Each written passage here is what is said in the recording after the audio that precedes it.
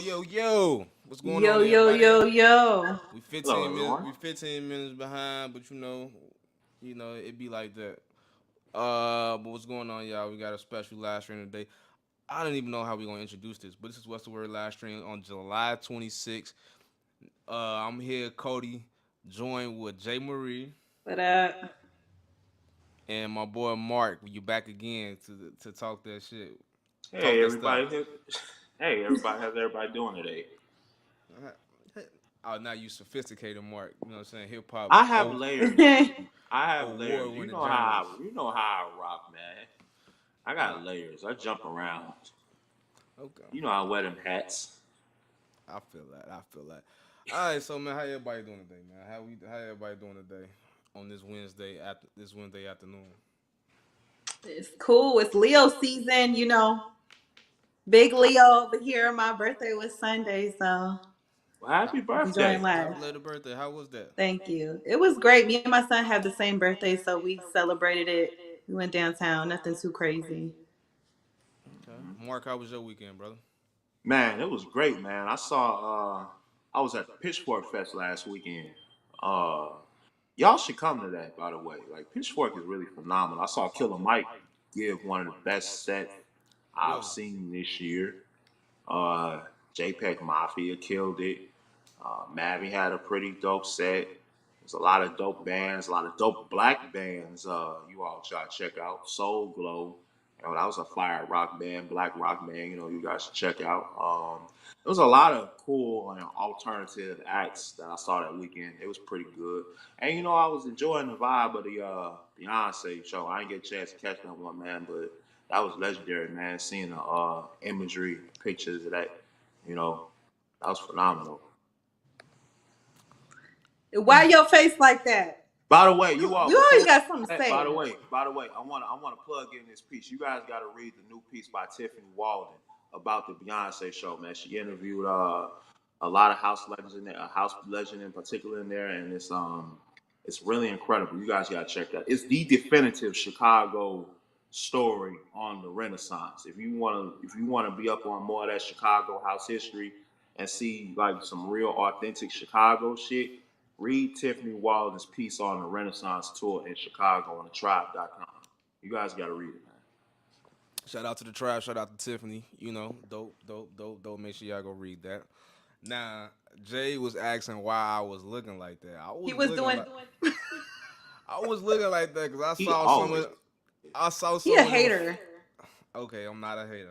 A hater ain't in my blood. But I was looking at some of them fits now. You talking about them fits as well set. Like, man, them people was looking a little. The style wasn't it. They was channeling their inner alien superstar. Like you have to understand the theme of the Renaissance, like the whole idea of it. I think they look cute.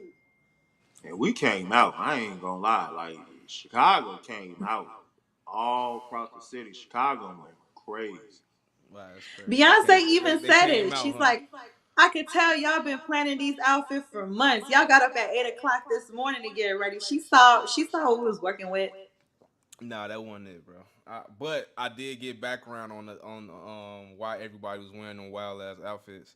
It was to celebrate a gay designer, right? Uncle Jay or something like that. Her Uncle Her Johnny. Her uncle, yeah, Uncle Johnny. yeah, Shout out to it was her Uncle Johnny. Yeah, yeah, it it's was her her uncle. uncle. Oh, shout out to her Uncle Johnny. Man, I thought it was just like a random Uncle Johnny that did designs, but Oh no, that was very that was significant to that whole story and The everything. whole album was based like was centered around like she was inspired by him and just his strength with what he was going through at the time. He was coming up as a gay man who had, I believe he had HIV, and so like that era, I guess, of like the ballroom era and stuff like that, like it was to pay homage to that. okay, so It's a very significant moment. okay, And then the historical context of that being taking place in Chicago, the Chuck Roberts, that's who's in Tiffany Walden's story. Chuck Roberts, who made Jack your body, Jack your body, and I think that particular album is so important right now because that channels so much of Chicago house music.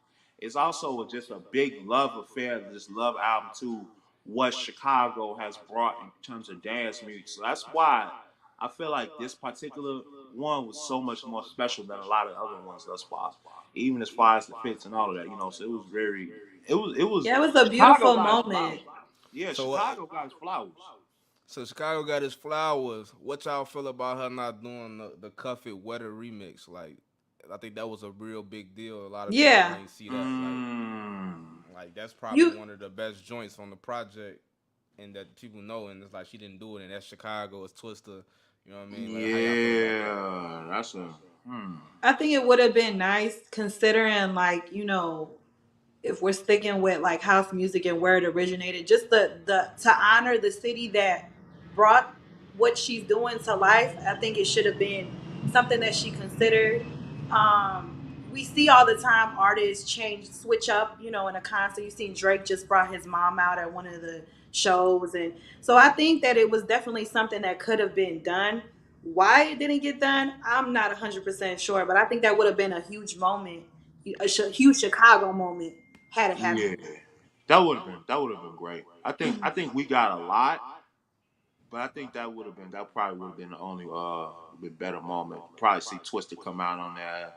That would have been, but things happen. You know things happen sometimes.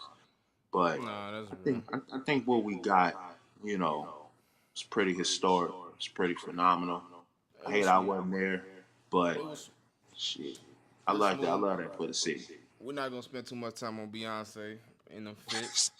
Wait, I want to say something really quick because Come it. on. Hold on, It's been because Beyonce quote unquote internet she all week, G. I ain't trying to like G, come she on, G. hold on. This piece of is something that I Yeah, saw let at the concert. They brought out, so I didn't know this, and I don't know if anybody else knows this. It's silly, but it's cute. So when they brought out Blue Ivy for the second show, I noticed that they had the IV on the back of her jacket. So like 444 or the fours is real significant for Jay-Z and Beyonce. And then I thought about it, was like IV is actually stands for four, it's the Roman numeral four.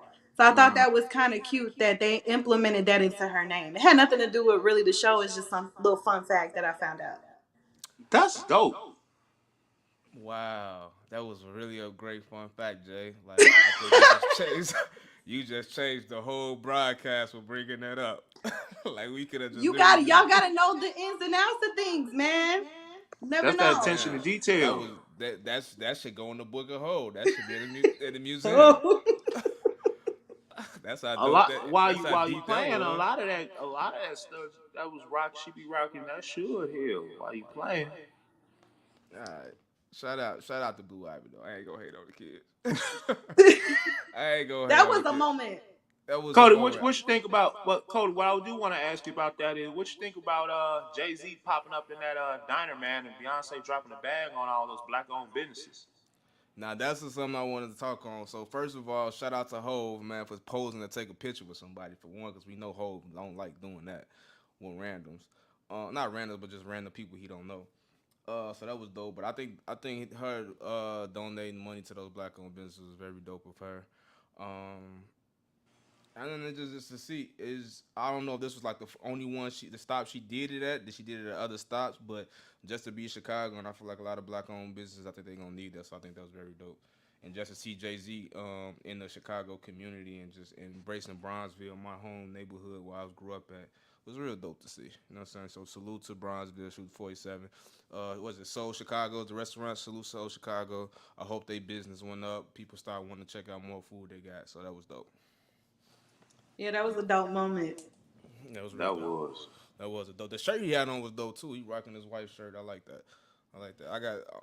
We got a shirt like that similar with Bree Specific. We gonna be rocking with her face on it. Where's where is Bree at by the way? I don't know, man. We're doing some Bree stuff. Mm, I don't top know. flight, huh? Yeah, nobody ever know what Bree. Bree always be on her own mission. But G4 classified. so, speaking of other performances, man, I don't want to spend too much time, but I wanted to like shout out to like the ladies like Mellow Bucks, Amari Blaze, Cashmere, Fendi. Uh, who else was that rolling loud? Money the G, DCG, like all of them, like young Chicago acts. You know what I mean? Taking the stage over in rolling out Miami. That was dope to see them and just seeing them blossom and take the stage on Amazon Live. Did you guys get a chance to check them out? I saw some of the footage. I thought that was really spectacular to see a lot of those artists coming together and perform rolling out like that. I think that was a really spectacular uh, showmanship and like memorization of lyrics and all that could be a little bit better. But I will say they gave a show. They really showed up. It definitely did. And I know this was probably supposed to be towards the end of the broadcast, but I think this is a great segue into that tweet that that was put on social media that Hmm. went quote unquote Chicago viral when I said what I say? Basically when I You compare. said you Go ahead, Mark. said that you said that the Chicago rap scene is like the WNBA. There's a lot of talent, but there's no stars. To Now, take it to the next level. to take it to the next level, I have an opinion. Now, I feel like, well, do you want to go ahead and finish opening up, then I'll chime in? Alright, so what I mean by that, like, first of all, who are our stars right now? When you talk about the As hip far Dirk, as far as as far as this up and coming wave like right now, this right superstar. now, this who's our stars right now, and don't I bring would say Dirk, and don't Herb. name me nobody that already bust. That bust. It's okay. like So we talking it's about like we when- it's talk. like when you think about the WNBA, right? It's like the first names you go to is that most people might know is like a Sue Bird or they more Elisa Leslie or Candace Parker, but they already who they are. You know what I'm saying?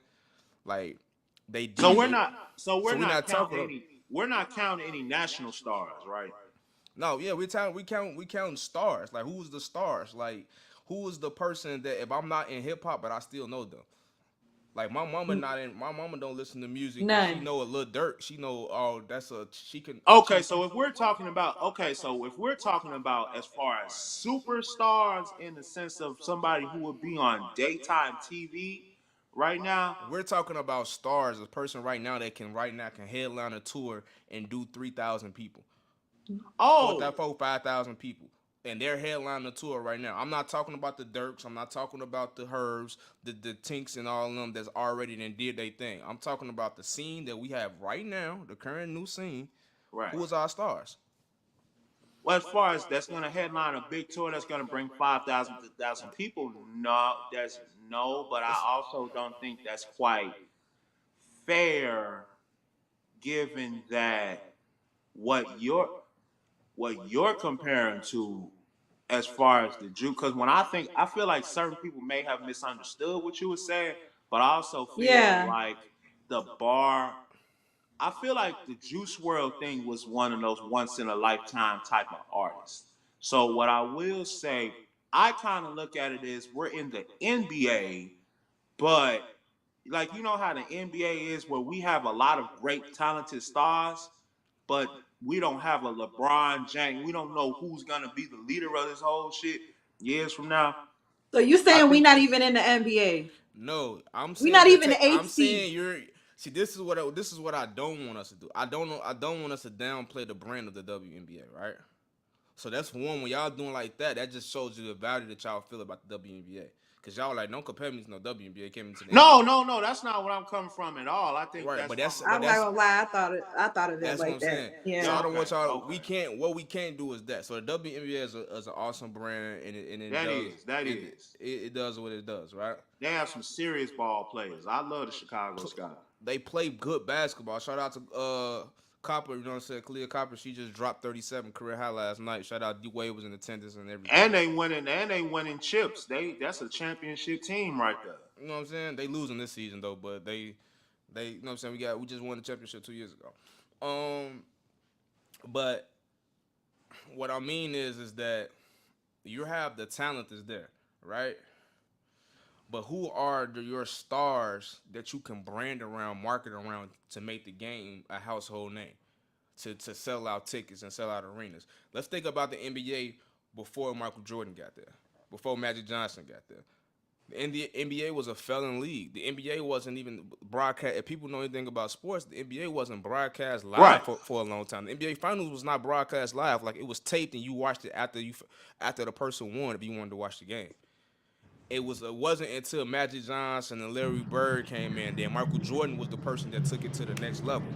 Like so, who is that star? Right when I say that, like who is that star that can take the NBA is already a league that's to a level. That's why I didn't compare it to that. Because if I would say of a hip hop scene that's comparable to like the NBA, where it's like rolling and it's always something moving. LA is like that. New York is like that, and Atlanta is like that. You got your superstars that your names that's always doing shit, and then you got some players that's every once in a while you got an artist that's just gonna come out that system and it's just gonna make some noise. Chicago right now, as in this sense, is we not like that. Like we be holding on to old shit. We But that still goes back Gotcha. to what we were talking about last week, though, about the artist development. Right now, we're in a stage of like the artists developing themselves. So we're not really quite there yet. so if you're saying that, then you agree with my statement. Yes. So that's all I'm saying is people don't want to acknowledge that that's where we at with the shit. They want to just be like, oh, you trying to talk back? Cause no, that's where we at with this shit. Like, I uh, think a lot of that has to do with because they're thinking more broadly. They're not thinking like you, where you're talking about the future of it. They're more so thinking about all of the people that came and broke barriers in the industry from Chicago. And so when you say make a statement like that, that may be where their mind is going. Like, how are you gonna say that when we got Kanye? Cause How a are you gonna lot, say that when cause you you know got Dirk? what?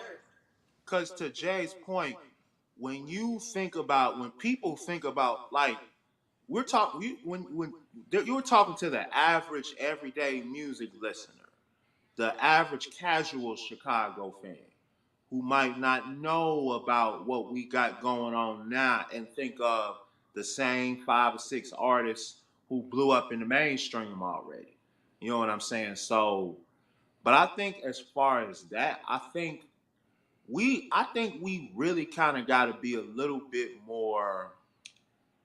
I want to say patient to a degree, and then I also feel like everybody who can be stars isn't necessarily being invested in properly. Mm-hmm. You know what I mean? I feel like there's a lot of people out there. I'm personally believe that you can make anything marketable. I personally think that all just about anything and anybody marketable, depending on the circumstances. And I think too often in this particular space, you know what I'm saying, of the Chicago music scene as far as the Chicago music sector, the people, it's like people take chances on what's easily marketable rather than taking something that's got a lot of potential, that's got a lot of talent, and finding creative ways to market. Like for example, one of the biggest stars in Chicago right now you got is Rick Wilson. You know what I'm saying? He rap, he sing, he just did Pitchfork last week. You know what I mean? He's an independent artist. You know, so we have a on the overall Chicago, the grand scale of the Chicago scene.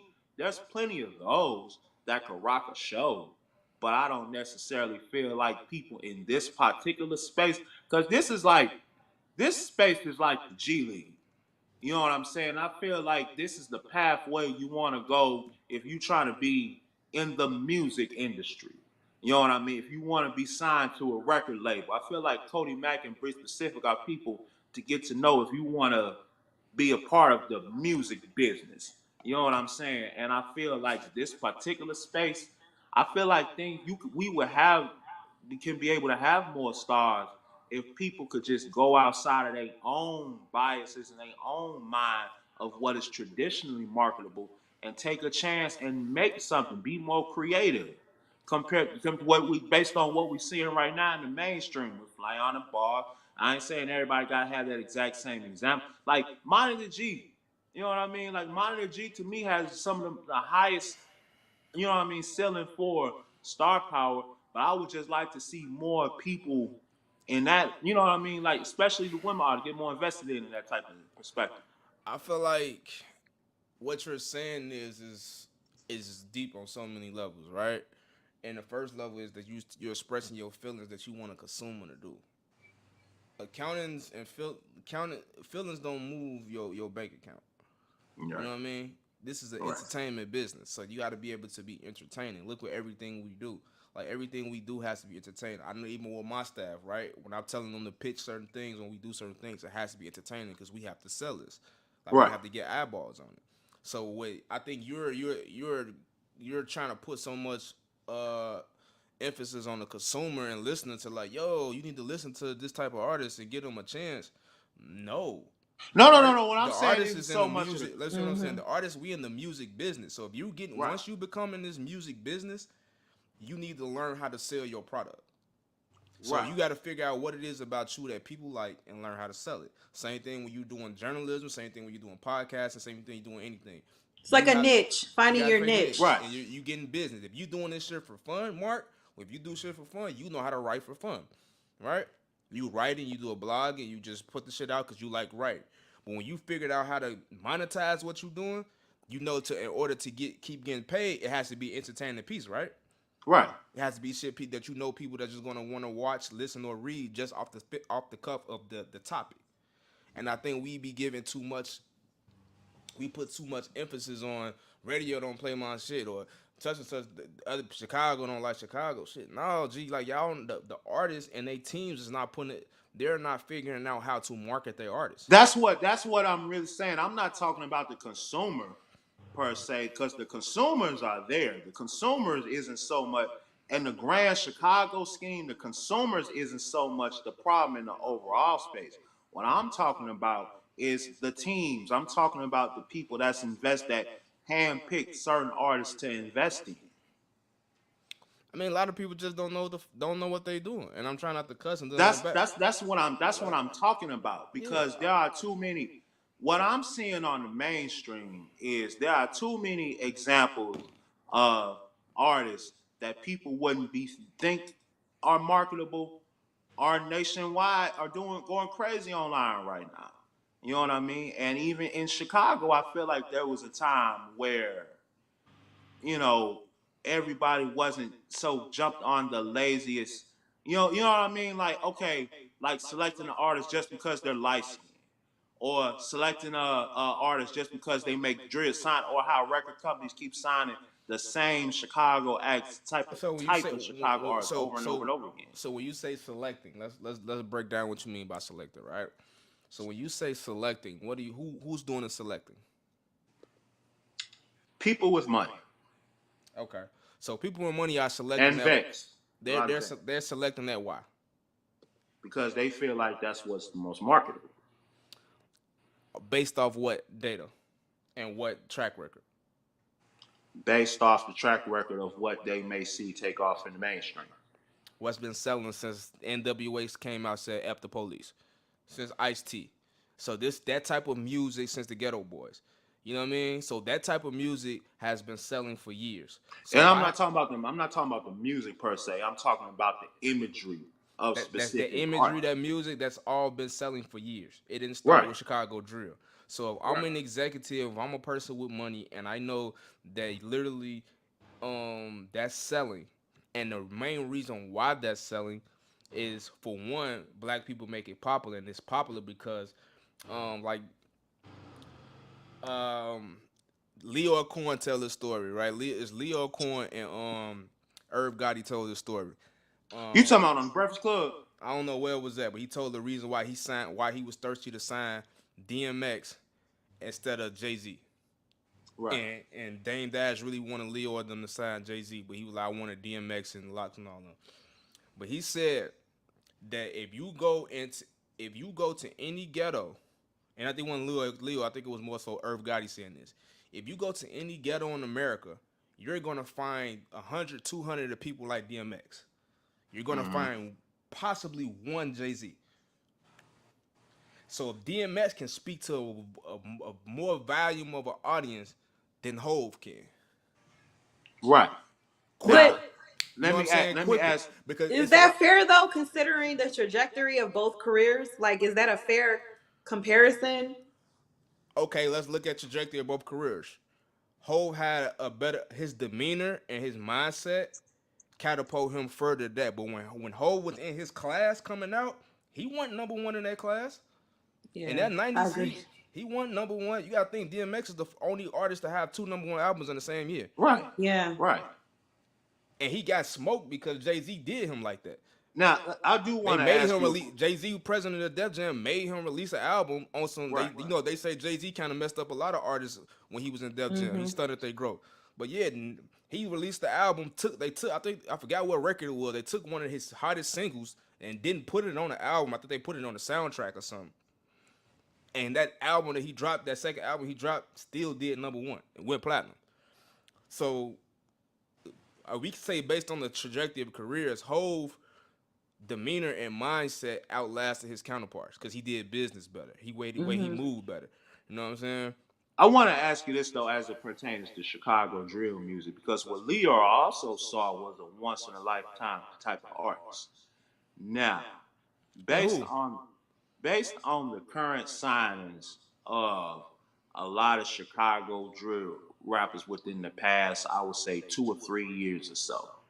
Not to say that a lot of these artists don't have the talent to be signed, but when you see number one, how many of those Chicago drill artists that's been signed recently since over the past 3 years are actually selling records? I feel like you. For one, you didn't. I feel like you skipped over the initial What point. I skill? What I question? My We bad. skipped the initial. We skipped the initial point of that. This product has been selling for years, right? So if this Right. product has been selling for years, we can't get mad at the consumers that are looking at Chicago music and saying like, "Yo, that's why I want to go first," right? Because Because I don't that have a because I don't necessarily because I may sound a bit contradictory because I want to tie all these things up. It's not that I have a problem with any artist like that getting signed. I listen to a lot of that and everything like that. But it's just my thing is number one, a lot of that shit isn't good. And number two, a lot of that stuff isn't producing any hits compared to what we have the potential of seeing right now. Like, and I'm talking about the last within the last three. I'm talking about after Polo G, after Vaughn. You know what I mean? you giving these you giving you're really giving Chicago uh you're giving Chicago you cuddling it. Coddling You're it. coddling. Coddling whatever it is, whatever the word is. You Mhm. being soft on it, right? Because Hit Kid and Glorilla, independent Memphis artists, quote unquote ratchet girls Mhm. that like music, got together and created the song of the summer. Right. Independently. Right. So if you want to say that a hit, the music just not good, G. Right. So ain't no it's just being real. The music's just not good. That's coming out the city. All right, let me retract that. The music is good. It's good music, right? Right. But it's not hit quality music. I'll give you that. It's not You hit have quality music. A hit is something that you know, like a nursery rhyme. Like it's something that you could just sing just on an everyday thing. Like it was just repetitive. Like your mama could do it. Your kids can do it. You ride in the car. It's not a hit. So they're not making that music. You want people to just to push mediocre music? No, like a no, hit. absolutely not. A hit is something that's universal. That if you Right. play it, almost everybody above their head to it. You know what I'm saying? A Hmm. good song is selective because that way all three of us, if we go on our phones, you got who you listen to, you got who you listen to, I got who I listen to on a regular And I basis. do agree. What I What will I like. agree with you is here's what I will agree with you.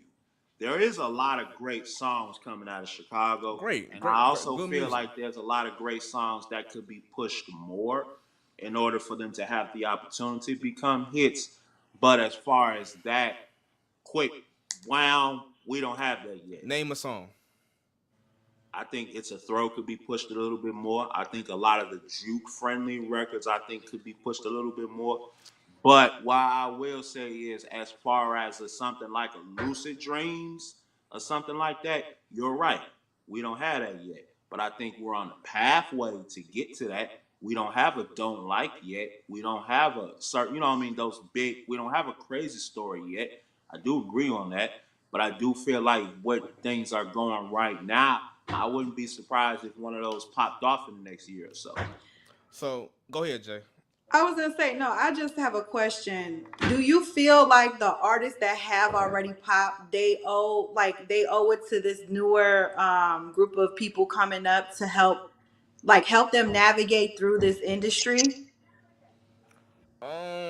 Do they owe it to them? No. I think it'd be dope if they did. But just being real, like out for one, artists don't listen. Yeah, that's true. You know what I'm saying? We come from the city of Chicago. Everybody think they know everything. That's why a lot of their careers don't go as far as they need to go. It ain't really the talent. It's really just putting in the hard work and just listening and studying the game and the culture and the business. I agree. So that's one of the major reasons why we hold back. So I don't think I think it's more than just I just think it's just the kids not understanding how to do business right. And going back to that statement that Marcus just mentioned certain records, we got to be real about ourselves. The juke thing, juke itself didn't make it outside of Chicago. So you think juke rap gonna make it outside Chicago? What do you think about that what you call it, that NLE Chopping Two Rare record? I have to hit a record. That's a juke song. That's a big record right now. I gotta hit a record. Fireman produced that. I gotta hit a record. That's I there. got That's taking off. I gotta hit a record. I'm one more. But I gotta hit. I also But when you feel say like when you say taking off, is it taking off because it's too rare and NLA Chopper, or is it taking off because it's a good song? I would say both. You know what I'm saying? Because if this one of them hot records like you saying, like I personally I feel like it'd be something that I would hear out. It would be something that'd be on the timeline on the TikToks. You know what I mean? Like, Mm-hmm. so it's like we got to start really just saying like what's a good record and what's a good song and all that. We got to really just start saying like, okay, it's getting buzz and it's doing what it's doing, but it's like it's a throw. That's a song that I heard when in the locals. Like I hear that shit all the time. People play that. DJ still play that. You know what I Right. mean? But it's a Right. localized record. I don't see it's a throw being a mainstream record. You know what I mean? It doesn't sound Right. main. It's not a mainstream record.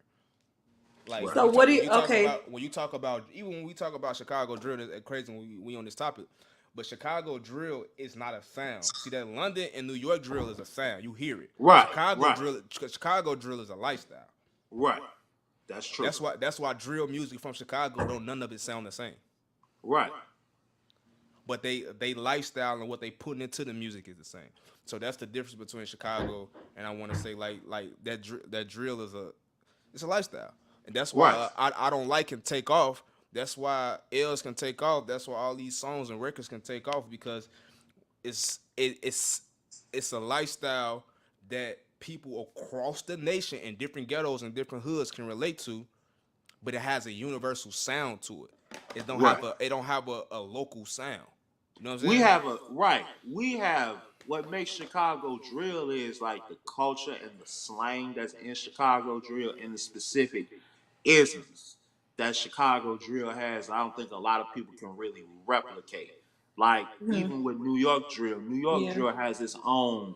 It may have a sound, but it has its own isms and idiosyncrasies based on its region. Like how Chicago drill has its own distinct isms that's separated from even traditional hip hop. You know what I mean?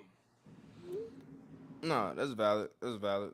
Um, I think it's a conversation that can go on and on. Cause I think based on where we're, I feel like though, I feel like we're kind of like in the beta stages of a lot of stuff right now. You know what I mean? Especially as far as like what we're seeing right now is we're in the beta stages, and I feel like we are closer to that artist having that hit. And I also think though, in order to have that hit though, it's gonna take a lot of artists that doesn't just make hyper local music. Yeah, and I think that's Like a what. Lucky, like a Lucky in a sense, like what Lucky's doing right now. I think, and I'm not the biggest Lucky fan in the world, but I like and see how he kind of, you can't put Chicago on, you wouldn't know where he's from. And I think that's what's the pattern now with a lot of these artists right now is like They just making music. They're not making Chicago. They're not making any particular thing on it. They're just making music. And because they have a sound, their own sound that translates well to the mainstream, they've been able to take off. And that's what we really need more of too. I think we need more. Who's the hot, speaking of artists, who's the hot new producers coming up? And who's like, I I haven't think heard a lot about producers in any of these conversations. I think that's an ongoing conversation, and I don't think we gonna really have time to tap in that on like who the hottest come producers on the live. But Because in order to make hits, we're gonna take some producers. yeah, yeah.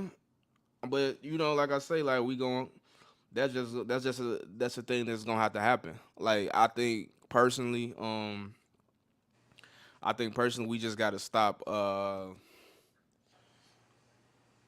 what we doing now, the dialect and like that having this dialogue and just actually keeping it real, keeping it a buck is what's gonna happen. Cause when you lie and to tell everybody that they song that's a hit or I like this record, I see it all the time from DJs like, oh yeah, your joint hot, this is cold, this is the one. Oh, you out of here. They tell everybody all that all the time, and then a year later, they still here. You know what I'm saying? Like I agree. we gotta just be honest with it. We gotta tell the artist like, okay, cool, it's dope. I see you did Rolling Loud. That's good. I appreciate that you did Rolling Loud. That's good for your career. But at the end of the day, you still got work to do. Your music ain't transcendent where you a star. You know what I'm saying? Like your music ain't transcendent where you ain't at that point in your career where you could be moving around talking big shit or where you can be you Yeah, know what I'm saying? that Like gets a lot of. you still gotta have humility, but we see you. I think it's a difference between telling somebody like, "Yo, I see what you're doing. It's dope. Keep it going, but just know you still got work to do." Yeah, That statement, like we gotta really just see what somebody's saying. Like, yes, you're doing. Congratulations, you're doing a good job. I see you putting the work in, but you just still acknowledge that you have work to go. If you Especially when you're getting all these certain artists who are getting big features, because I think that could mess with their head too. Like, oh, I gotta, stamp from Cardi B. I gotta stamp from Lotto. because what a lot of them don't understand is if you don't keep up that momentum, it's a wrap. You're gonna lose, and that's with anything. If you lose your momentum, if you lose your consistency, then all that stuff is gonna be gone. All those people gonna stop talking to you and all that type of shit if you don't maintain a degree of consistency with your Hmm. music. And what I would like to see more before I know y'all ready to move on something else, but what I would like to stress on is we need more projects because I do, to Cody's point, it is a bit early to say how can we determine whether or not anybody's a star if these people not dropping full projects. Right. You know what I mean? Because that's really the barometer. If you could have a hot record or do things like that, but if you can't make no album, if you can't even make a strong EP or a strong LP, and I'm not saying it got to be a classic, I'm saying it got to be strong, really strong. Then like what really going on if you can't make no album? but that goes back to what we just stated. We were watching artist development in real time. Yeah. Right, I agree Like, with that. ain't nothing wrong with like it just goes back to what I said. It's nothing to acknowledge somebody like, yo, you're doing a good job. Like you're doing a good job. We seen you doing the work. We seen the accolades. We seen you getting the cosigns. We seen you getting stamps. There's nothing wrong with acknowledging that. But also we have to acknowledge that, yo, you're not there. Right. You're not there. And when you start talking about metrics and stuff like that, yo, what are you doing on merch sales? What is your ticket sales looking like? Like we even seeing it from a quote unquote star in the game, Lil Baby. He's not selling out arenas right now because he's not. But he and then was he ever for as far as those bigger artists though, like I don't necessarily feel like a lot of those artists were ever meant to sell those type of venues in the first place. I think a certain stuff may be inflated and things of that nature. I think there were certain things that may be circumstantial, but a lot of those artists weren't never really meant for that type of venue anyway. but that's acknowledgement on that as well, right? But it just goes to that there's levels in this. Hmm. It's Right. level. It's like we have to acknowledge that, and I think sometimes I know artists are sensitive about their craft. But we just got to acknowledge that, like, yo, you where you at is dope. but you got ways to go. Right, And right. don't You try got to skip a don't we not skipping steps. And I think in the Chicago hip hop scene, we got to realize that we can't skip steps. And I think it's dope that we're watching artist development in real time. But I'm gonna be the person to let you know, like, I see that you doing what you doing is dope. But you know, you still got ways to go. I'm not gonna jock ride you because you hot. Because sometimes what we do, we jock ride people because they hot right now, and then next week we not jock. We not, I don't know no more. You know how many people that was probably, and I hate that these my homies, but you know what I'm saying? How many people was on stunt and D-Lo jock when they had Fifi on the block and D-Lo shuffle when they was the hottest thing, when Sicko Mall was hot. How everybody wanted to be around them. How many people answered the phone for them? How many people wanted them to do stuff? Like it was hot. They was the hottest thing. When Spenzo was hot, you know what I'm saying? When Louis was hot, right, Dreezy when they was hot, like when these right. people was hot, you know what I'm saying? Everybody was on them. When Dirk was first hot, then he got cold and got back hot. People switch up. That's real. People Yeah. people in Chicago will switch on you People in like a this world motherfucker. switch up. It ain't even a Chicago That thing. was It's a gonna say world it's thing. It's this a is world. everywhere. So Yeah, yeah, that's like true. I'm gonna People be will. that person to tell you, like, yo, G, you doing your thing. I appreciate. I see what you doing. It's dope. But like, keep going. Keep And learning a for bit. me, and for me, I genuinely like and listen to a lot of like when I talk about the women, the way I talk, it ain't just for no clout. I genuinely listen to these people every day. I genuinely get something from when I listen to a lot of these people, even like OG Steve O, GCG, a lot of those little blessing. I get something when I hear a lot of these guys. So it's like if I come to an artist, that means I actually like your music. And that's the number one thing I care about when it comes to music, you know what I mean? Quality and things of that nature. And I think I agree, we should kind of, because I guess the only thing for me is I'm conscious of how sensitive a lot of these artists are. And I'm conscious of how much time they put into the craft, you know what I mean? And it's like, you don't want to deter a motherfucker, but you also got to tell their ass the truth. Hey, what y'all say? No coddling. Like we don't get better if no one's actually helping us critique our work. That's how That's true. that's how Barry Gordon curated Motown. Yeah. It's the same thing when you look at even the history of hip hop and how like the that's that part of it, like the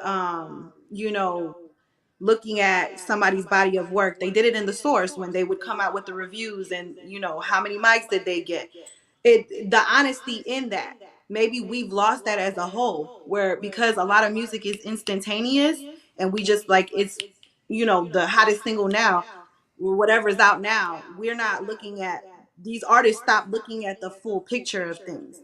It's not even that the artists start looking at the full picture. It's the people that like, yo, if I say right now, yo, I don't even gonna put no artist. I'm gonna just say, Jay, you rap. If I was to be like, man, Jay, that's if I was to publicly say on a platform that people watch, listen to, and think and they respect, and I'd be like, yo, Jay, that last shit Jay just put out was mid.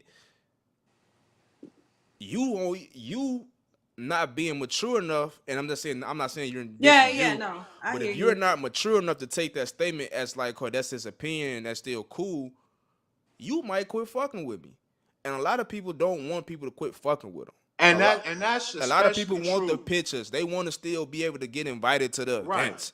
Like they care more about that than the actual art or helping the person And out. But that's what I'm true. saying And that's is that true. changed though, because that wasn't always like that. People No, we respected, they agree. wanted to know what their project was doing, how was it received. Now people are not doing that because And it that's kind of stopped. and that's true on the mainstream level too. When I write reviews about certain art, like even in a lot of the things I write, period. That's the thing about being a journal. I'm very honest with my pen. I'm more honest with my pen than anything else. To be quite honest with you, you know what I mean. Like I ain't never lied in my writing, and it's like people when you're a journalist, a real deal journalist, people are gonna either love what you got to say or feel a type of way if you got what got to say. People will try to retaliate. I got a person right now that tried to spread some dirt on my name because I wrote something about him. You know what I mean? And you got to be able to handle people from certain companies and all that may feel a type of way that you wrote an honest review or an honest opinion about their art. You know, and you may or may not get some. You have people that's like, oh, okay, that's cool, that's cool. That you have people that'll recognize you just doing your job or whatever it may be. But then you got some people who want to really take it there with you. And the way I write as if I'm gonna say this in your face. You know what I'm saying? And it's like people we I wish the industry just and even just in general, I wish people would just stop taking people critiques so personally to the point where they want to try to spread your name all crazy or do things to you and things of that nature. I wish people would just stop taking things personally like that. It's one thing when the artists feel personal about that, because they sensitive. They worked hard on that. Anybody would feel that. But when other people in the industry try to do that, that's when it becomes a problem, and that's when I gotta distance myself from them certain type of individuals. No, that's facts. That's facts. That's facts. I think more so like I think more so everything you said was true. You just gotta quit giving a fuck, bro. Like Yeah. Do you everybody not gonna like you, bro. And I learned that last year, bro. When I got out of my dark spot and was done grieving and realized what it was with a lot of people, and you know what I'm saying, you just don't give a fuck no more. And that's how I've been moving. Like I don't give a fuck if you don't like me because I spoke the truth. For every time I spoke the truth on art, I'm not commenting on your life. I'm not Right. commenting on nobody you fucking with. I'm not commenting on none of the shit you do in the streets, who your alleged activity. I'm commenting on music. I'm commenting on lifestyle. I'm commenting on art, culture, things that get sold. If that gets you in your feelings, so be it. You know what I'm saying? I don't give a fuck because I'm not disrespecting you as a man or a woman. We're talking about the art. Art is subjective. You know what I'm saying? Right. However I feel about it is how I feel about it.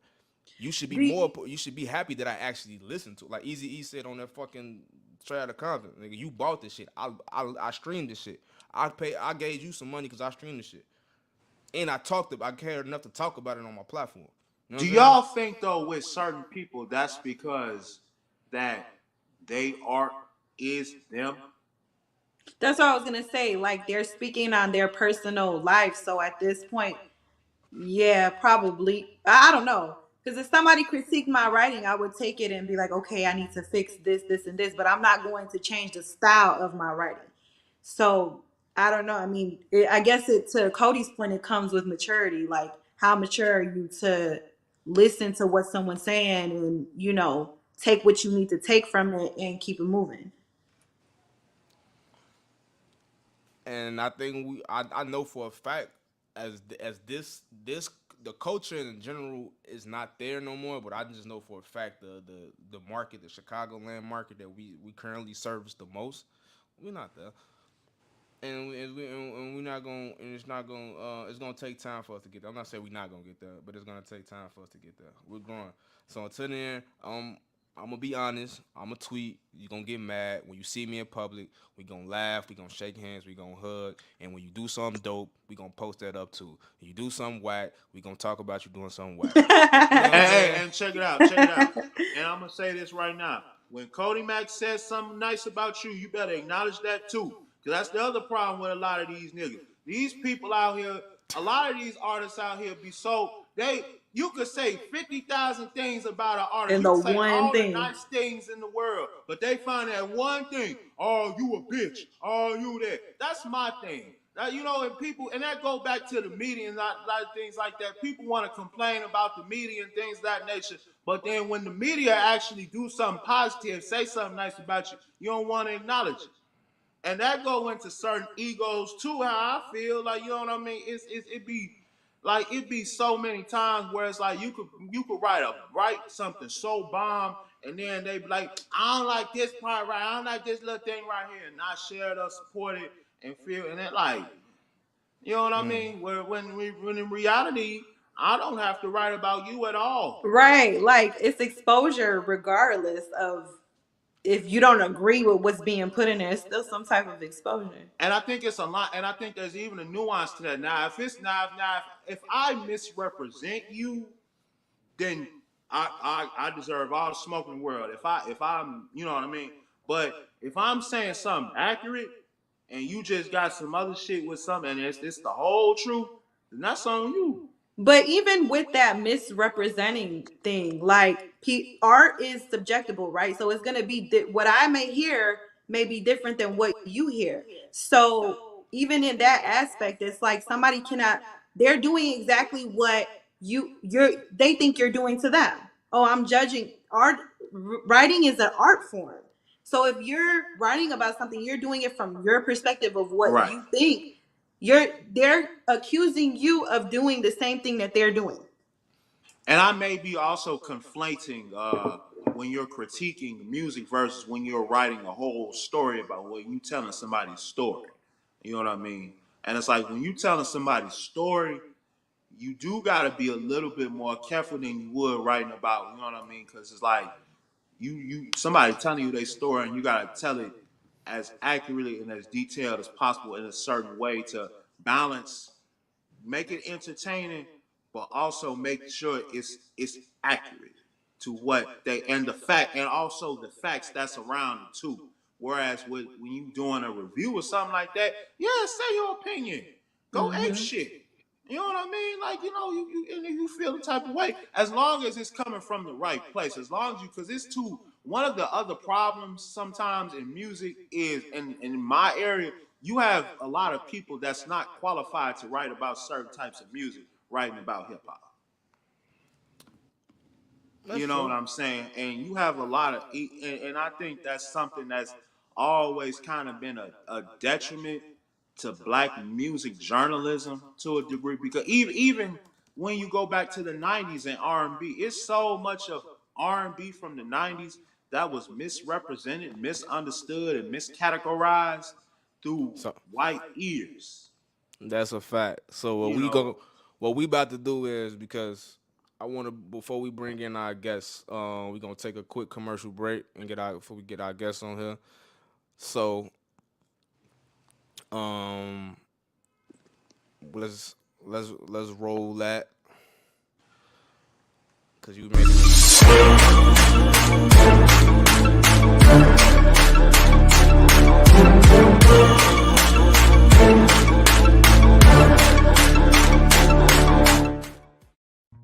Hey y'all, it's Deanna and it's Nate, and we are so excited for this year's From the Go Fest taking place Saturday, July 29th from 1 p.m. to 7 p.m. at the Sabo Museum's courtyard.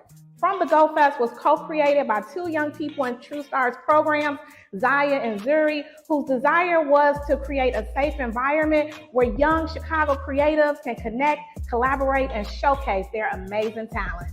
And this year is going to be awesome. We're going to have DJs. We're going to have performances from local artists. We're also going to have some pretty cool activations and some free giveaways. And that's not all. As an ode to the 50 years of hip hop, we will be honoring two MCs who are legends in this city. From the Go Fest was created for teenagers and young adults, but that's not all. We want to see you there. We want to see everyone there. So come on out and support these young people. Saturday, July 29th from 1 p.m. to 7 p.m. Did we mention it's free? Yes, it is free. So we want to see you. It's go time. See you there. I keep forgetting what I'm saying. What I'm supposed to say. Don't miss it. Okay, whatever.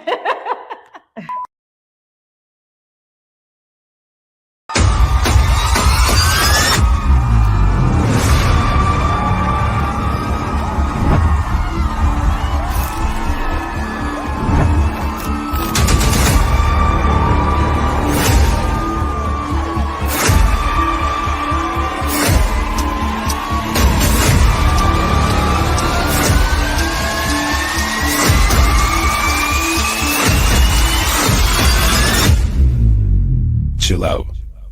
There's more.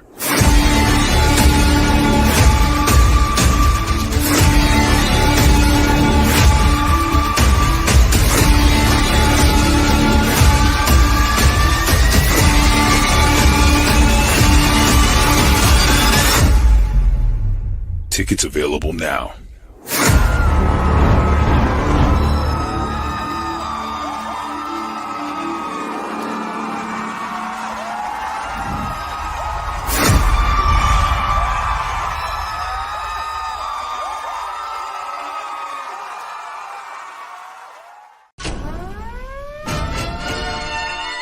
Once in a generation, The time has come. A fight makes history. It's champion versus champion. Before anyone steps in the ring, Errol Spence Jr., Terrence Crawford, the most anticipated fight of the decade is here. Beat him up. Beat him up. Undefeated, undisputed, unprecedented. Spence versus Crawford for the undisputed world title, Saturday, July 29th, live on pay-per-view. Yo, we back from a quick commercial Yo. break. Back from a quick commercial break and bringing in with us, we got a special guest. Y'all give a round of applause for Young Puda. Yo, can y'all hear me? Yeah, we can hear you, Yeah, we guy. can How hear you feeling today? I'm feeling good, man. How y'all doing? Man, we doing amazing, brother. We doing amazing. We cannot complain. How about yourself, man? No, blessed by the best, highly favored, feeling good, thankful. You know what I mean? Happy to be alive. That's what's up. That's what's up. That's what's up. So it seems like you in our part of town today, man. You in the city, man, part of the world. How's it feel to be in Chicago? Man, it feel good, bro. You know what I'm saying? The weather is right, good vibes, good energy. Like I said, man, I'm glad to be here, bro. It's your first time here? Nah, it's like my second time here. I came once, but I was like in and out the city. I wasn't here too long. Okay. So what all you got going on while you're here today? You know, getting that work in, interviews, a couple of promo runs. You know, just trying to get in the city, get around, network. You know what I Okay. mean? Okay. You got any show? So you're not doing no shows, nothing like that. You just popping through and just putting in their work, huh? Yeah, I'm just popping up. Not just yet, but you know, we're gonna get that lined up to where I'm live in the city. Yeah. Okay. Okay. All right. So tell us. So the first question we like to ask people that's like just new to the scene, um, that's new like to our audience. I want to say not to the scene because you've been putting in work. Like, Mhm. who is Young Puda? Like, if you had to describe yourself to our audience, who would you say you are? Young Puda is a visionary, uh, motivational speaker in a sense, an artist, a father, a creator, outgoing, outstanding, unique. You know what I'm saying? One of the best dressed, one of the flyest that you'll meet. You know, I'm just how can I say? I don't know. I don't even really like to describe myself, but if I had to, I would say I'm just a real person. You know what I'm saying? And unique in a sense. Okay. How did you get into music? I got into music just being around it my whole life. I wrote my first song when I was 9. When I was 3, my favorite song was Hip Hop Hooray by Naughty by Nature. My mom would always play music in the house, throughout the house. We sitting on the porch playing music. I go to my grandma's crib, they playing music. Cookout, we playing music. I go visit my pop's crib. He had a home studio, so I got to watch a lot of local artists come through and record music. He was a DJ too, so I was there when he did events and just, you know, having a passion for the music and the culture and the lifestyle of it all. Okay. That's dope. And you from like you from Orange, Texas, right? So that's what is that Yes, like? sir. Houston, Dallas, what's that? It's on the outside of Houston. It's the outskirts, so it's a real small city. You know what I'm saying? Very low population. It's about 10, 15 minutes from Port Arthur. That's originally where UGK from. So you Okay. know it's right there. Yes, sir. All right, so I know here in Chicago, like if you're not actually from the city of Chicago, we be like, nah, you're not from here. So is it the Yeah, same yeah. out there in Houston? Like if you're not from the city of Houston, you can't claim Houston. Now, in fact, it's kind of, let me put it like this: Houston will take you under their wing and claim you as one of their own, even though you ain't from there. If you got the years put in, they'll be like, "Oh man, well you're a Houstonian." You know what I mean? You're not originally from here, but we recognize you as being around and having motion in the city for a extended period of time. You know what I mean? Okay, that's dope. We need to adapt that here because we be on some straight segregation. Like as soon as you outside the city limits, you cannot claim Chicago. I don't care how long you've Yeah, been in the city. We do not play that. We do yeah. not play that. So you say you out here doing your you doing promo run, you doing press run. So like how can you explain to like the people and just up and coming artists like how important it is to like to do these type of press runs and promo runs in different cities? It's very important. It plays a big part of being an artist, man. You definitely want to touch road and then go shake hands and meet the people that's actually spinning your records and supporting you. You know what I mean? You want to build these good quality relationships. You know, like I said, you want to get out there, put your face out there. You want to give yourself to the people. That's very important. You know what I'm saying? So you want to be personal in a sense when it comes to you and your career. So pulling up to the radio station, doing interviews, the walkthroughs, that makes all the difference. What is like some of the troubling times have you had on these? What's some of your like some of the like tough times you had doing these promo experiences? Man, I think the hardest part is just probably being away from my daughter. You know what I'm saying? We ain't running from no work. Okay, how old is your daughter? She 3. Also, she young. She Yeah. young. So Yeah. She be looking for daddy. So I gotta explain to her like, I'm working right now. It's all for you. do you think she kind of comprehend that? Yeah. She starting to understand for sure. Okay. What was that moment like when your daughter realized like her dad was like this rap star and this entertainer that people know? Like what was that moment? So I'm gonna say when my song Forever Tipping was doing really well when I had first put it out, and it was just all over the radio, all over TV. I mean, internet and everything. So when I drop something, or if I drop a new video, she gonna be the first one to check it out. I'm gonna show her, and then when she see it, she recognize it if she hear it or see it again. So every time she heard it, she say, "Oh, that's my daddy. Daddy, that's you." Every time she see it anywhere, that's my daddy. You know what I mean? So yeah. Mm. What was that now for that same type of energy? What was that moment for you when you was like, damn, I'm good at this shit. I'm people fucking with me. Like, what was that moment for you? Um, I want to say that same song, because that's the one that really had the city turned up, and they like, okay, yeah, we really supporting you, we really rocking you. I really got to see um, hard work pay off with that one. Okay. And do like what's like this Houston like hip hop scene like? Do they really embrace their own like that? They only listen to mainstream. They listen to local artists. Like, what is that like? It's a mix of all of it. You know what I'm saying? You got your ones that'll reach out to the underground. You got your ones that'll try to help. You got your ones that just sit behind the scenes and just check out and see how everything gonna play out. You know what I mean? Mm-hmm. Like, what's the what would you say would be the best way to break an artist from Houston? Like, what's y'all go to spots to like hear new music or if this DJ play your shit you on? Everywhere, all the strip clubs. Gotta hit the strip clubs, man. A lot of up and coming artists, a lot of artists period don't like to do showcases, but that's where I first met Zero manager. You know what I'm saying? Slim Thug manager, and I was hanging around Zero and Slim prior years before I even put out Forever Tipping.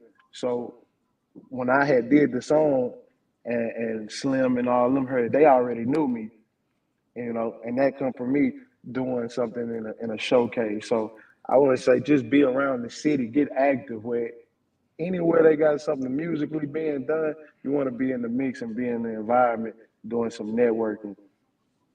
Okay. Nah, outside of the work, cause I love Houston, man, and I love the women in Houston, man. Y'all got some women out there, man, So for real. So like, I be the one to know like the spots, like where I can find the local girls where you know what I mean, where it go up at. Like, what's some spots in Houston that when I'm out there, I need to check out. See, it depends on what type of women you trying to go for. You gotta hit the area 29, Prospect Park be jumping, I be in Prospect. Diablo Locos. You be at the Prospect Park. Yeah, Okay, so you yeah, on, you know what I'm yeah. saying? Diablo Locos be jumping.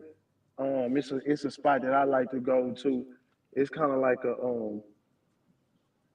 it's almost like a date night vibe, but it got the man, they got the vibes in there. It's called Pure. It's around the Galleria area, but it's a lot of spots in Houston, man.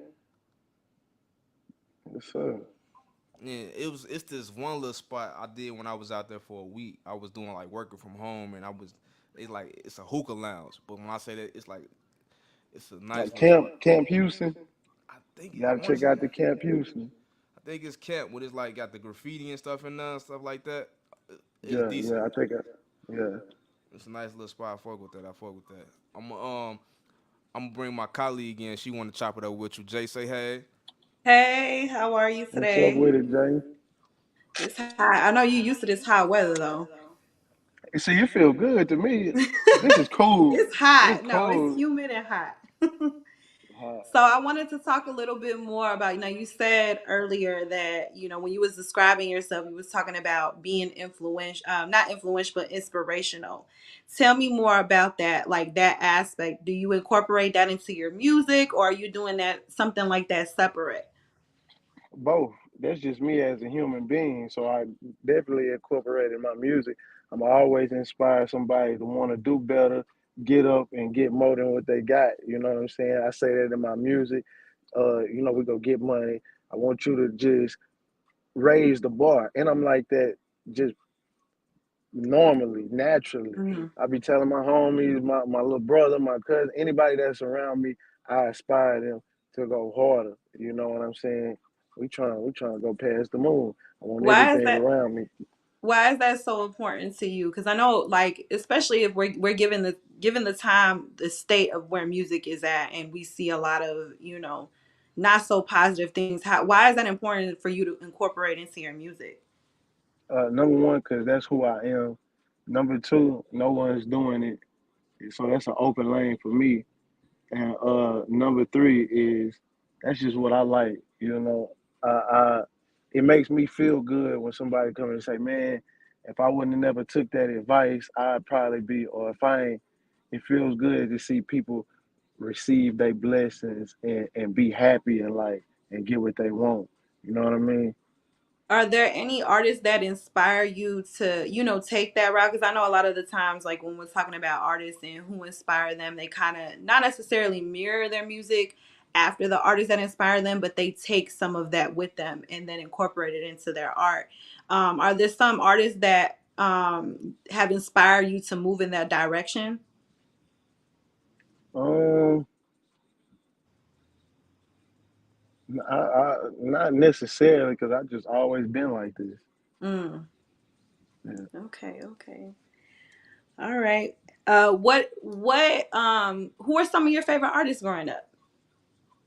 Growing up, definitely Wayne, Outkast, Big Andre, 3000 fan, Missy, Ludacris, Bust Around, Master P.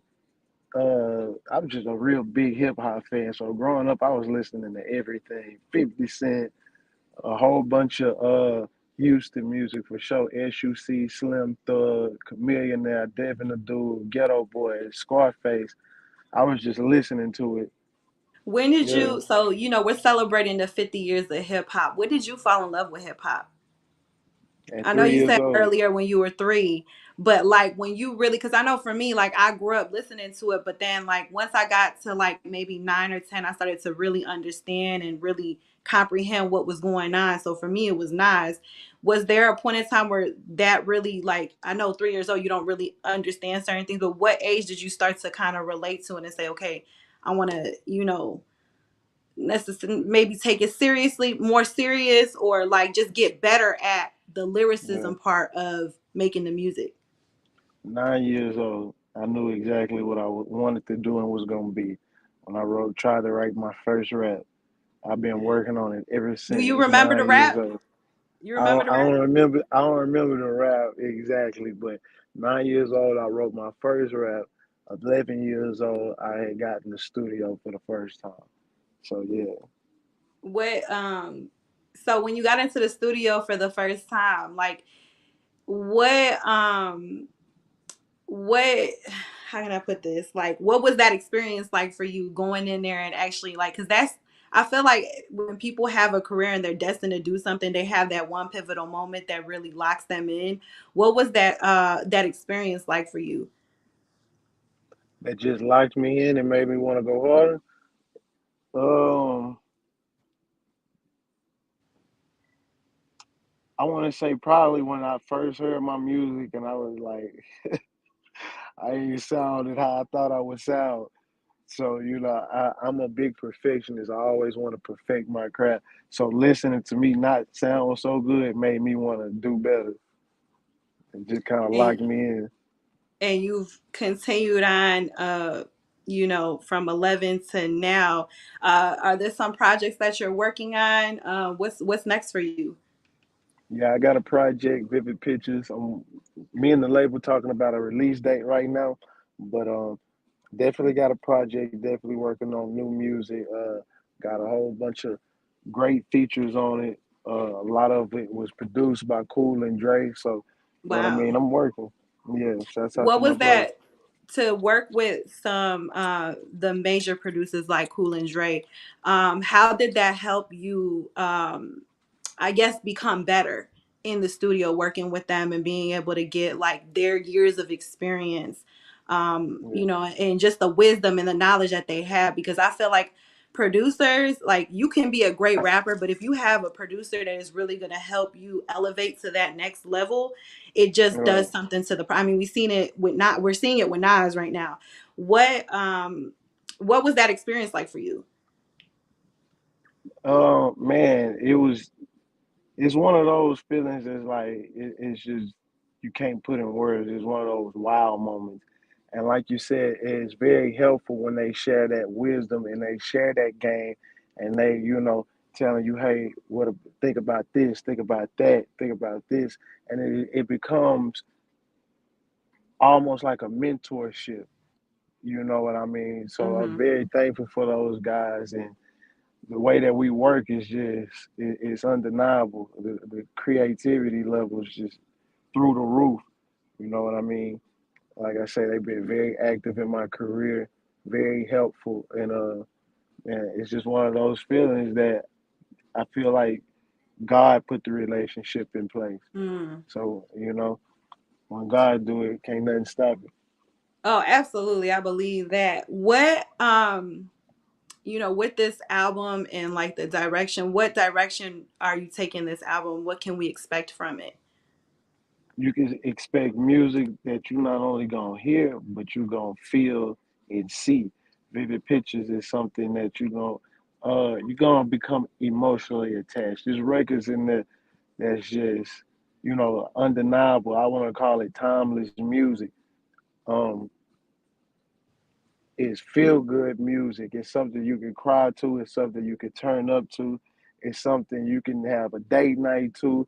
It's something you can go So you hustle just and get got money everything in to. there at I once. got every mood and every emotion in that project. You know what I mean? So I feel like it's very much needed in this time. I got one more question before we bring Cody Mack back. You mentioned earlier that you're a perfectionist. How do you know when an album is done if you're such a perfectionist when it comes to your work? Do you rely on like the people around you, your producers? How do you make that final decision to say, okay, I think I'm good? It gotta feel right. Pause. It can't it can't just sound right. When I know it's done is when I listen to it and I say this is it. Not because of what I hear, because of how I feel. Mm. Yeah, Yeah, I think too, like when we go into something with like a pure mind frame and a pure mindset of like, okay, I'm gonna do this. I'm not sure how it's gonna turn out, but I'm gonna do it and make it like almost have the freedom to like express yourself and just go the direction wherever you want to go. I think it really transcends into the music because you become transparent, and then in that you also people relate to it more. Thank Women want to hear the, lovey-dovey songs, and then the men want to feel like, they a boss or whatever you want to call it. So I think having a good all around feel to an album definitely brings forth, like, where, like you said, like timeless music, where you're like, man, you could listen to a song and then remember like when you first heard it and what that made you feel yeah, like. yeah. Fact. I agree. All right, we're gonna bring Cody back in the conversation. No, I was enjoying the conversation. Jay, you doing your thing. You doing your thing. It was a good combo. I got a question, man. I see how you just said pause, right? So my staff get on me all the time because they be saying some wild stuff. When I be pausing, they be like, "Oh man, you a grown man. You're not supposed to be paused. You supposed to be comfortable with yourself." Can you please explain to these women and these people that Yeah. like just Some it just listen, some stuff you yeah. just gotta pause because Oh, it just sounds so crazy. yeah, You it be know what I sounding mean? crazy. It be sounding so crazy. It's like you gotta pause because you ain't I feel thinking like about that's a straight man thing though, because I don't think anybody else would really understand, like not understand it, but more so of like care. Like that's you know what? It's a culture that's thing, y'all. really. It's a culture thing, man. Yeah. Yo, don't try to take y'all. They'll be trying to take everything from us. Like we just can't be us no more. Like damn, why we can't men be men? You know what I'm Oh, men saying? can't do nothing no more. We can't do Man, nothing no more. that's crazy. Like, um, I wanted to ask these questions. So I seen this trending on the internet, and dude talked to this girl and he asked her like, "Yo, who would you smash Oh if you got God. a if your girl if your spouse gave you a pass?"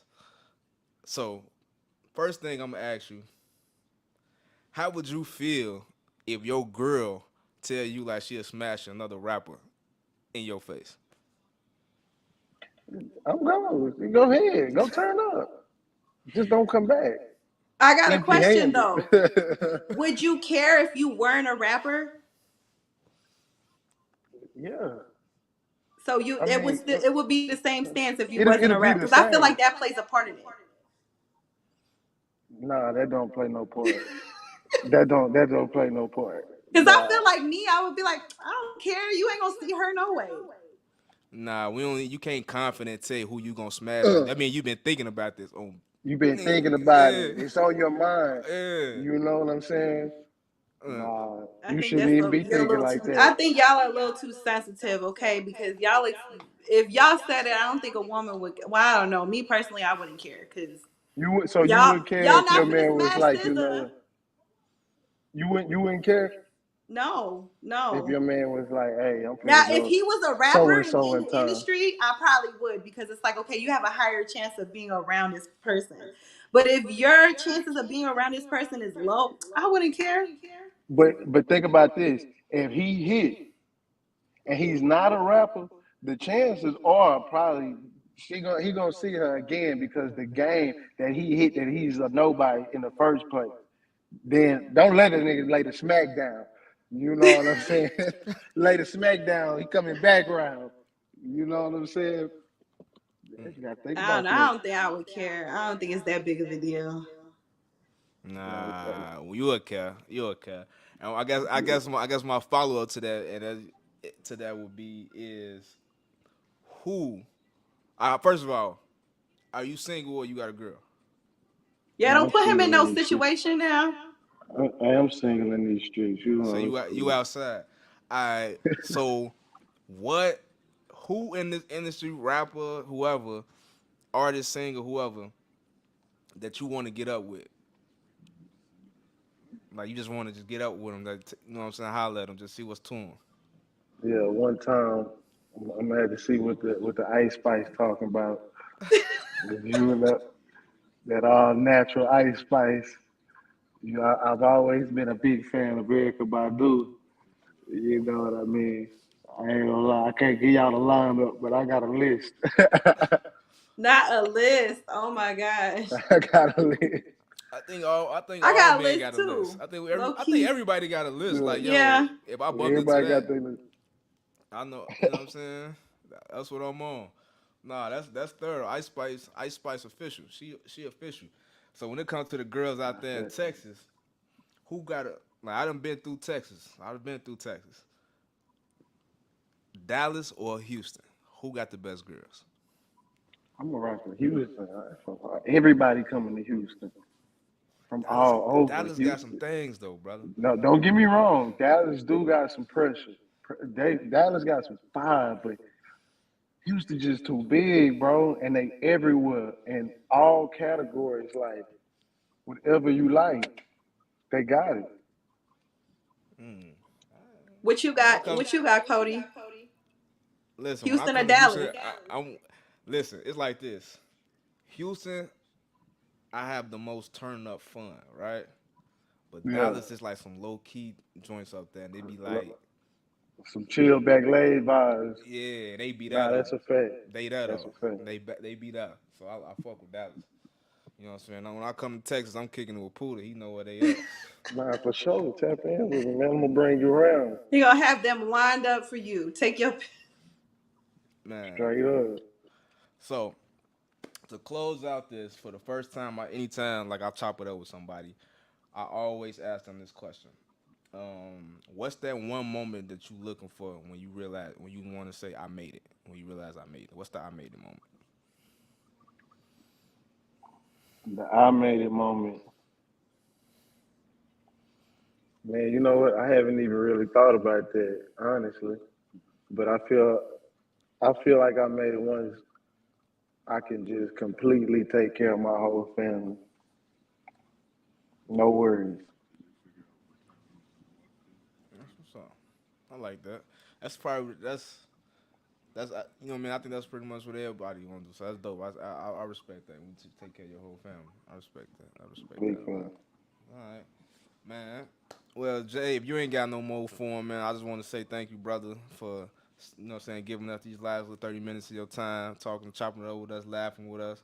You know what I mean? If you need something while you're in the city, let me know. I can give you good food recommendations. I can tell you where the girls at. You know what I Oh yeah, mean? for sure. I'm gonna tap in with you right after this, right here. Yeah, holler at me, man. And you let me. How long you stay in the town for? Just for the day, or you here? Yeah, we just here for the night, so Okay. So yeah, in the city we gonna lock in. I'm gonna tell health. You know what I'm saying? Plug us through, man. for sure, for sure, man. I appreciate y'all for having me on. Anytime we can get back on, you know what I'm saying, have another conversation. I'm here. Oh, let's do it then. You family now. Yes, sir. You know what I'm saying? That was that was a dope conversation, man. That was real dope. Yeah, yeah. I'm excited to see this album. I can't wait till it come out so I can hear it. I love a good all around album. Yeah, he got a record with he A got a Boogie is A yeah. Boogie and I forgot the other person.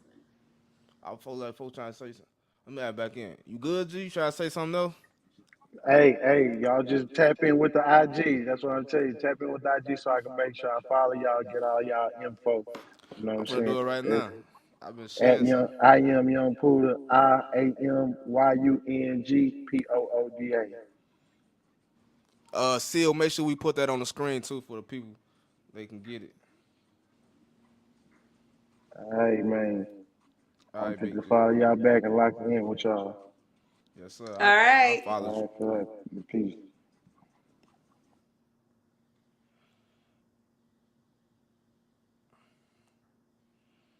Nah, it was real dope. And Yes. I like artists that be like that display humility. You know what I'm saying? He's played the Of humility. course. Yeah, he's I feel played. like that's what a lot of Chicago artists are missing low key. That's what I'm saying. But you see, but y'all get mad at me.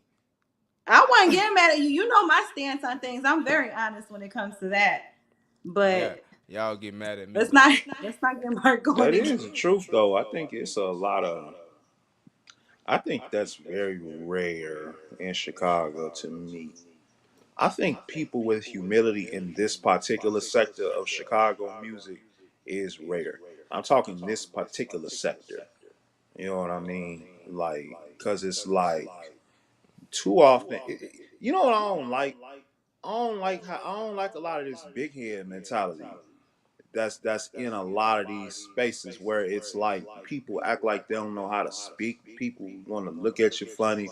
People always want to deal with people transactionally and all that kind of nature, and that just makes people feel like it make when you people we gotta people in Chicago gotta work on being careful how they make people feel.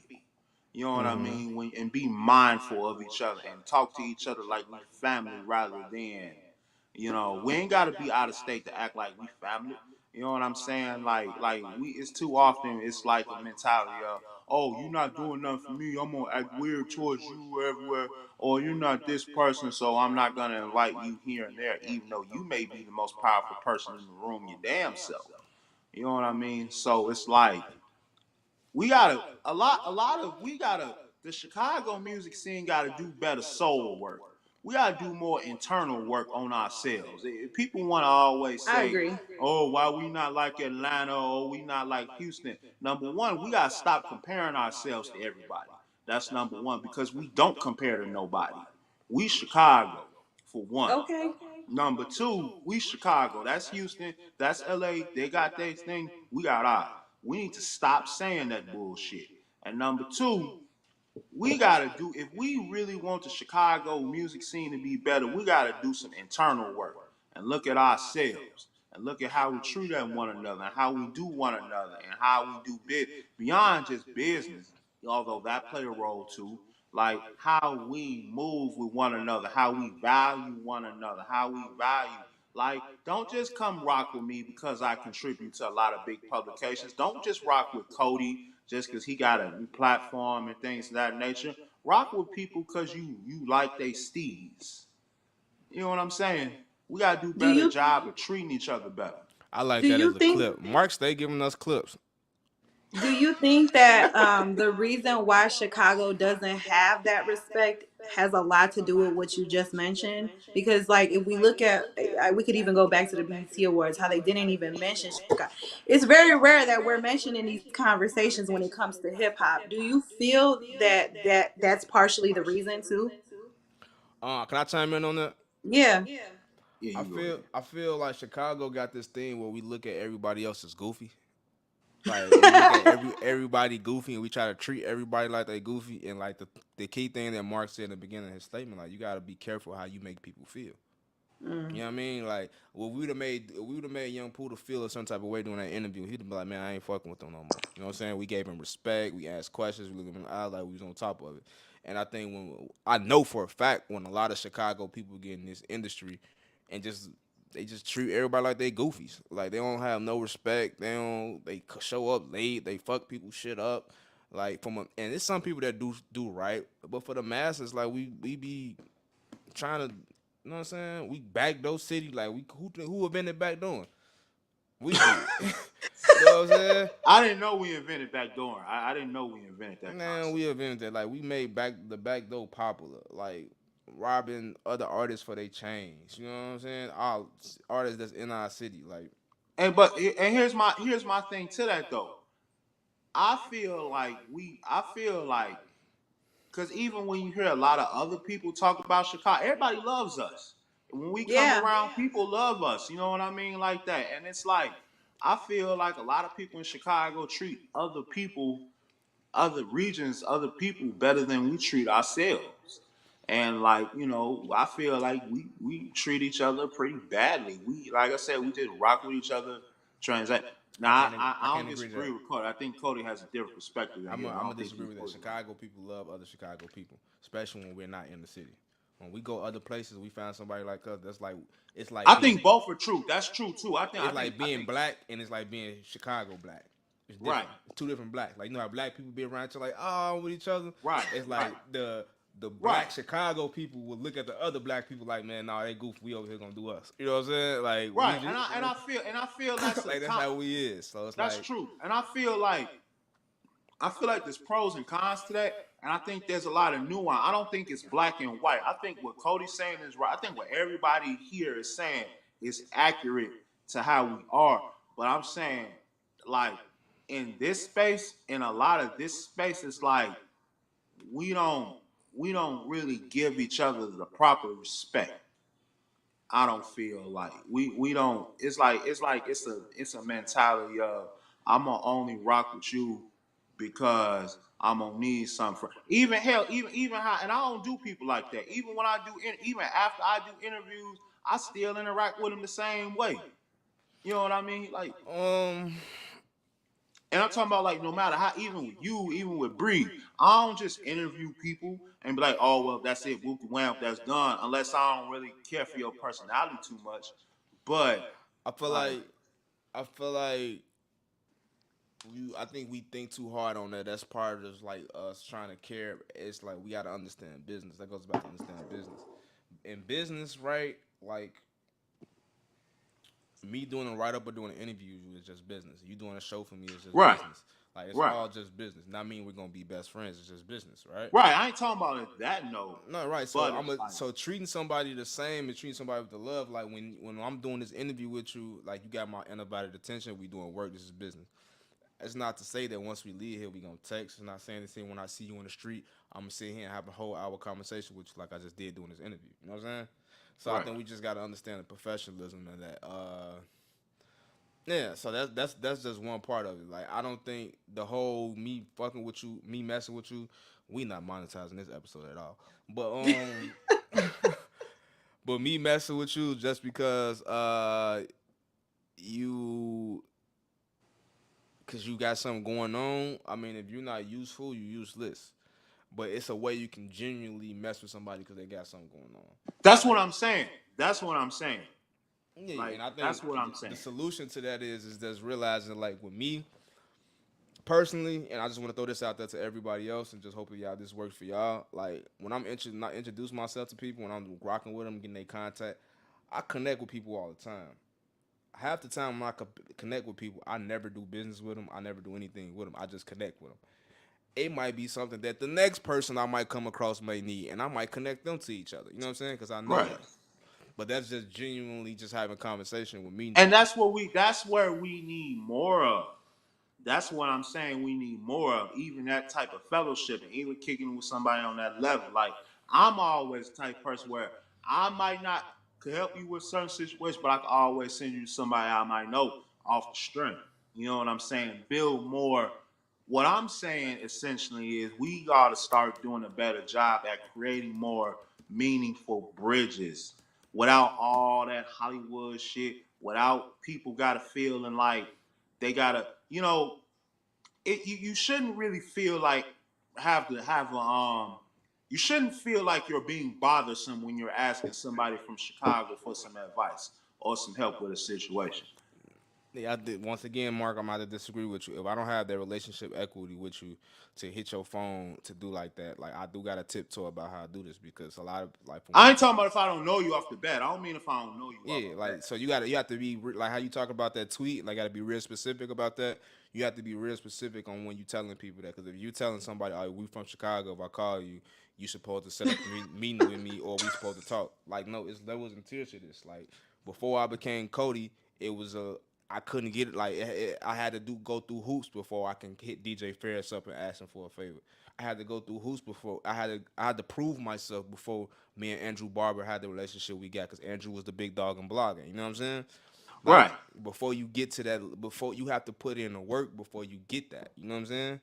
right. So yes, no, you That's just can't. one thing. That's Yeah, that's one thing. That's now doing that. That's one thing. Because that's even with me. It's certain artists that I won't talk to until I've seen a certain, seen them mm. for a while, know them some from a while. It's just the problem sometimes is like too often we be seeing certain people in the same scene like that, and they're like people be moving funny style. You know but what I'm that's saying? but that's just people, bro. That's not just a Chicago thing. That's why Yeah, we I was gotta. gonna say that's an industry thing in Yeah, general. that's a. So you just gotta know your personnel. You gotta know that. Um, Well, you gotta just know that everybody, so how they say all kinfolk, all skinfolk ain't kinfolk. That's the same thing. Everybody from your city or everybody from your thing ain't gonna be like buddy I buddy. had to learn that the hard way. Yeah, so I nah, will say that. I think we just don't. I don't. That's something personally we shouldn't just be harboring on. Like that's not even a real conversation. That's like more so like yo, you should just know that like yo, if you got relationship equity with me, you should know you should be able to hit my line. Like if not, send me an email. Like Jay got a relationship equity with me. She can call me. She can FaceTime me. She can get mad at me. We can make up. We can do all that shit. Pause. But like we got that. Like the next person to get in contact with me, you might have to send me an email. Right. We might have to schedule a call. Like Right. like That's fine. y'all can call me out the blue and I could be doing some shit and I pick up and let you know I got like 5 minutes to do somebody else. I don't have that time to do that. Cause you Right. don't got That's that one relationship. thing. You ain't got That's that real. relationship equity. That's the with me. real You know what world. I'm saying? Right. So that's just people just gotta learn that. And I think we harbor too much on that part of the game that we not really talking about real issues. And speaking of real issues, I wanted to touch on the topic. Well, we can't even really talk. We got to close out. But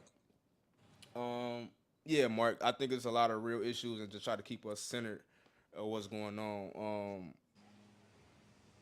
Just we just gotta understand the separate business from professionalism and just what's being irritated. You know what I'm saying? like y'all, like nah, like nigga, no, I'm not finna play your music every time you drop. Right. No, I don't know you, That's so you. because that's how I'm I not feel obligated to sometimes even. Yeah. when. That's how I feel sometimes when like people saying certain stuff over. You know what I'm saying? It's like, especially when it's artists that I don't know that expect too many people have unreal. Too many people build relationships with people and then create unrealistic expectations in their head. It's a they feel like they obligate you or try to obligate you to do that, and it's even with people you know. Say you have a relationship with them, but you don't necessarily want to play their music because you don't like it. Like I'm putting my reputation, or Cody's not gonna post every single thing if he has a friend that's doing music. If it's not good, that's his reputation too. In the midst of it, Right. people don't understand that. Yeah. Right. We have to learn in this city, and we're just still like the Chicago hip hop. I say this all the time. The Chicago hip hop industry is what 12 years old. Like it's literally 12 years old. Like Keith and them started a wave that founded the industry. Before Keith and them, we really didn't have no industry and really have no motion because everybody that had motion wasn't here. That was the first time that you had a collective of artists that was busting, that was literally here, moving around, that you seen doing shows, that you bumped into. Like even now, like you still bumping into them doing shows. You had video shoots. They all here.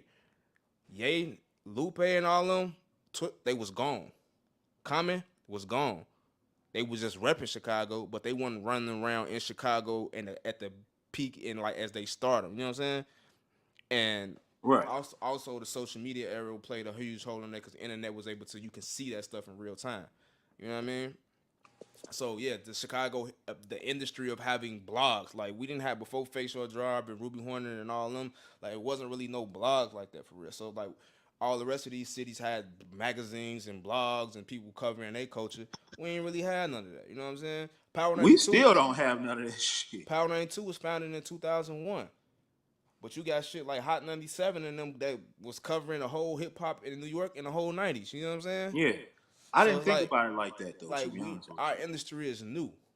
You know what I mean? So just when we're talking about a new industry, we got to understand like certain shit, like how to fucking ask for favors. You don't always every favor. Like when you ask somebody to do something, you got to realize that you got to be able to reciprocate your ask. Right. So That's sometimes, true. when you hit me up and I'm be like, "Yo, can you get my music played on the radio?" If I hit this DJ for this, and this ain't it, when it's something that is it, like you know what I'm saying, I'm using my favor and my relationship equity for this. You know what I'm It saying? goes back to the reputation too, though. Yeah. So people got to understand that part of the business. Like you better off just like yo. Sometimes you better off just getting a listen or a follow. You know what I'm saying? Yeah. Build your relationship that way. Like get it. That's something I want artists to know. That's something else I was trying to say earlier, but I was probably conflating a bunch of different things in my head. Like we people got to start being better at building relationships with people. You know, Mhm. even when it come to me, people like, oh, I want you to write an article about my artist for Rolling Stone and things of that nature. And the reality of it is, it's not that time yet. It might not be time for you to get that look. It might not even be time for me to write about you at all. But what how a person can ask me is, hey man, I got a dope artist, man, you might want to listen to, or you might want to, even y'all, you know, if y'all see somebody that's doing good or want me to listen to, I I get gotta an article right about me and my staff and what we've been doing and I'll put you in accomplishment. an article, boy. Now I want a whole word for word article, top Okay, Chicago speak, hip hop. advocate for us, boss. Advocate for Yeah, us. the whole staff, especially when Women Whole staff. Appreciation Month coming around, all the women that we got on staff. We You know what sure I'm do. It's saying? all women. Yeah. Can we get article Mark? You Nah, want a what? whole Not Cody stepping into his feminist, his feminist lane. Okay, I mean, I Mark, could be you a rubbed feminist. off on Feminist is him. I support I ain't women. gonna So yeah, I I ain't love gonna lie. women. I I ain't gonna support women. lie. I will say this though. The media landscape, how black blogs and black entities are now putting our own faces behind our own music is worth talking about. And that's not even just with what's the word. That's with Chicago Wave. That's Tribe, Tribe for sure. What? DJU, which I DJ got, U. which I want to talk about. I don't really like how he just went on no jumper. I think we should stop giving Adam our juice. But shout out to DJU, man. That's a very important tangent. I know y'all probably, that's a very important tangent. We're gonna say that for next week because we gotta literally get off it. And I'm already finna hit Seal and Cindy Mouth because we at a minute and 45. All right, y'all want some more clips? You better. Next week, actually, you know what? I want to see if I get you and DJ L on. I gotta get y'all on at the same time. I think that pop. Oh shit. Let me see if we can get that popping. But Oh I Lord. like these talks, man. I like these raw conversations. I think we doing good. You know what I mean? Love the staff. Jay, you held it down. Mark, it's always a pleasure having you on. It's I always a pleasure appreciate having you on the live. You my know what I boy mean? gonna have DJ L here next week. Shout out to everybody that tuned in today. Shout out to Young Poodle, man. Make sure y'all tap in with him. Make sure y'all go follow him. He was a good soul. We gonna rock with him when we in Houston. Man, shout out to the whole staff. Shout out to Big Seal the G. Back. First week back. Seal holding it down, producing with her red bonnet in the background. She ain't gonna see nobody. I see you, G. Man. Make sure y'all submit y'all music to What's the Buzz Radio. Y'all talk about getting y'all music heard for free and y'all want to be irritated. Well, this is our chance to be irritating. Go flood the inbox on What's the Buzz Music Radio every Support What's the Tuesday. Buzz. And I want to say that again. Support What's the Buzz. Everybody needs to support What's the Buzz. That's one of the most important platforms for up and coming artists to get their music heard by real people in the music industry, and more importantly, by real fans of Chicago hip hop too. That's market research for your music. So if you want to know what your music really hitting on and really want to test your consumers, submit your music to What's the Buzz. And that's a clip and that's a wrap.